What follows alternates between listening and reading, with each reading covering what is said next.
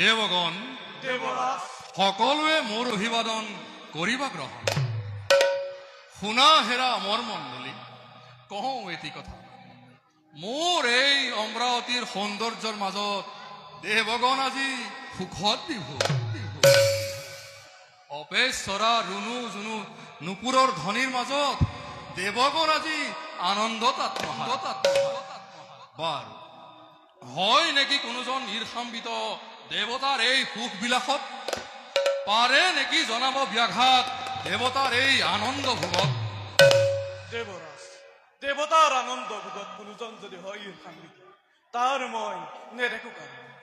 নিজ হাতেৰে এই অমৰাৱতী চৌদিশে যি অলংঘ পাচিৰ কৰিছো নিৰ্মাণ তাৰ সাধ্য আছে ভেদ কৰিব তাৰ উপৰিও দেৱৰাজ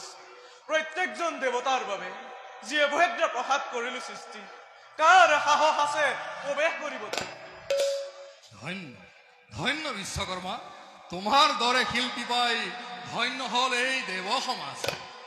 তোমাৰ এই শিল্পকলা চিৰদিন জিলিকি থাকিব ধৰাৰ বৈক্ষত তোমাৰ এই যশগুণ গাই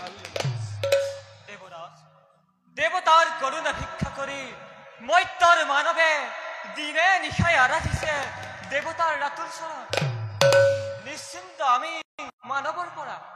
তাৰ উপৰিও যক্ষ ৰক্ষ গন্ধৰ্বই দেৱতাৰ কদাপিও নোৱাৰে জন্মাব ব্যাঘাত কিন্তু দেৱৰাজ কিন্তু বুলি ৰলা কিয় ব্যক্ত কৰা বক্তব্য তোমাৰ দেৱৰাজ দেৱতাৰ বৈমাতৃ দ্বিতীয় অন্তৰত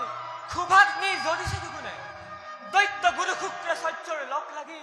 অহৰে নিশে দেৱতাৰ চিন্তিছে অপকাৰ সেয়েহে চিন্তা মোৰ লাগিছে মনত দেৱৰাজ বৈমাতৃৰ ক্ষোভাগ্নিৰ বাবে নিশ্চিন্ত থাকক স্বয়ং শ্ৰীহৰি সদায় সহায় আমাৰ গতিকে বৈমাতৃৰ ভাগ্য নহয় শোভনেই দেৱ সমাজত গতিকে দেৱতাৰ আনন্দৰ বাবে নৃত্য গীতৰ আয়োজন কৰক দেৱৰাজ নিজ কৰ্ম ফুল ভোগ কৰি দৈত্য মাতাই ভিক্ষাৰিণী ৰূপে কটাইছে জীৱন আৰু অন্যহাতে নিজ কৰ্ম বলে স্বৰ্গ সুখ ভোগ কৰি অনাবিল আনন্দৰ মাজত দেৱগণে আজি কটাইছো জীৱন বিশ্বকৰ্মা দেৱৰাজ নৃত্য গীতৰ কৰা আয়োজন দেখক জগতে কি দৰে স্বৰ্গ সুখ ভোগ কৰি দেৱগণে আজি কটাইছো জীৱন।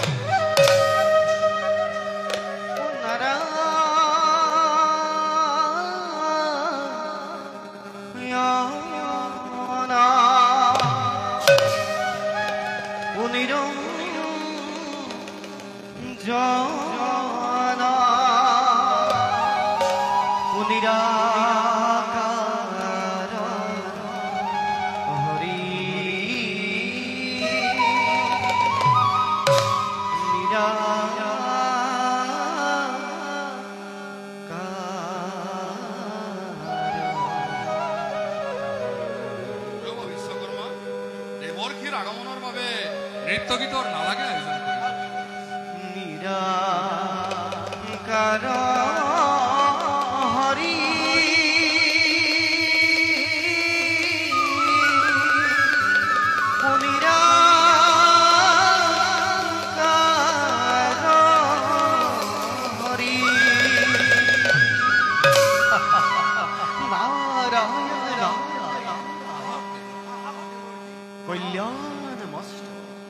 পুৰন্দৰৰ সৈতে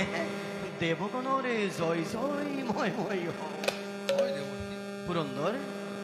দেৱৰ্ষি কি আছে শুভ সমাচাৰ? নাৰায়ণে নাৰায়ণে দেব পুৰন্দৰ বৰ্তমান নাই কোনো নতুন সংবাদ, কিন্তু দেব পুৰন্দৰ দেৱৰ্ষি ভবিষ্যত বাণীহেতি বুটলি আনিছো মই সুদূৰ মৰতৰ পৰা। আতিদৈত্য ভয়ঙ্কৰ হিৰণ্য কশিপু আৰু তাৰেই সহোদৰ ভাতৃ হিৰণ্যাক্ষবীৰে ভবিষ্যত আতংকৰ কৰিছে সূচনা। প্ৰলয়ৰ ভীষণ মূৰ্তিৰ কৰিছে আৰ্তনা দৈৱতে বিশ্বজয়ী বুলি দানৱৰ প্ৰতাপত থৰহৰি কম্পমান হৈ বহুমতে নিজে আজি ইয়াৰ কিবা অপকাৰ হ'ব নেকি? নাৰায়ণে দেৱতাৰ অপকাৰ হয় দেৱৰ্ষি। হাঁহি উঠে শুনি তব মানে কোৱাচোন তুই বৰ সহস্ৰ লোচনে বিশ্ব বৈৰী হয় যদি দুই দৈত্য বীৰ ৰূপ জানো বিশ্বৰ বুকুৰ পৰা অমৰাৱতী ভিন্ন ৰূপ লৈ পুৰাহেৰে দেৱ পুৰন্দৰ আৰু যত মানে মোৰ মণ্ডলী স্বৰ্গ মধ্য আকাশ পাতালে তাকে দৰ দক্ষ ৰক্ষ গন্ধৰ্ব কিন্দৰ সকলোকে নজৰ ধৰি চিৰি আহিব প্ৰবল বেগেৰে ও বিধি মতে কৰা তাৰ প্ৰতিকাৰ নতুবা কি দেৱৰ্ষি? ধ্বংস হব ওই অমরাবতী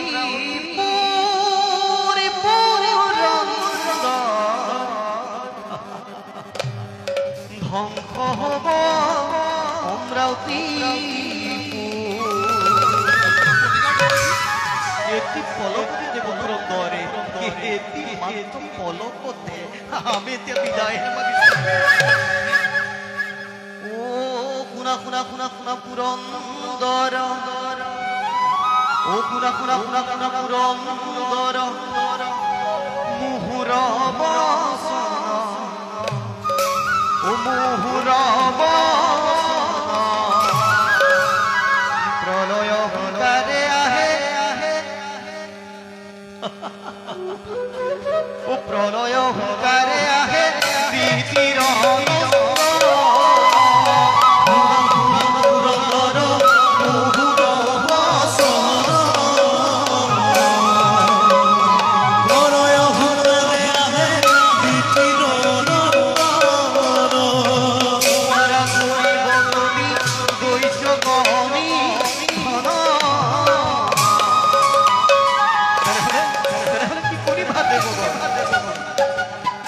যদিহে নোৱাৰা কৰিব সেই দৈত্যকে নিধনে তেনেহলে কি কৰিবা দেৱ উপায় নাৰায়ণে উপায় নোৱাৰা কৰিব যদি দৈত্য গণি ধন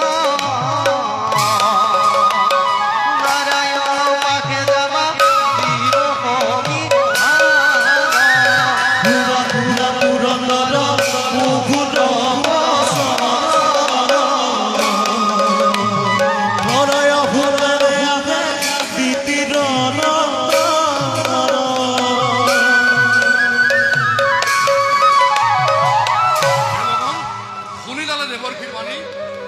আদিত্যনন্দন, কিয় তুমি আঁচনি ৰবে? দেৱৰ্ষীৰ সাৱধান বাণীয়েও তোমাৰ অন্তৰত কিয় সৃষ্টি কৰা নাই প্ৰতিক্ৰিয়া? উৎকণ্ঠিত নহওঁ যদিও নিশ্চিন্ত নহয়। নাই এনে কোনো বীৰ ধৰাৰ পক্ষত যিয়ে দেৱতাক কৰে পৰাজিত। বিষ্ণুৰ পৰম ভক্ত আমি, বিষ্ণুৰ সহায়ৰ পৰা নহওঁ বঞ্চিত। তাৰোপৰি আহে যদি কোনো বীৰ কাল ৰূপ ধাৰণ কৰি নৱম নিষ্ঠাৰে দেৱতাৰ হাতে মই নিজেই চালনা কৰি উচিত শাস্তি দিম। দৈত্য জানিব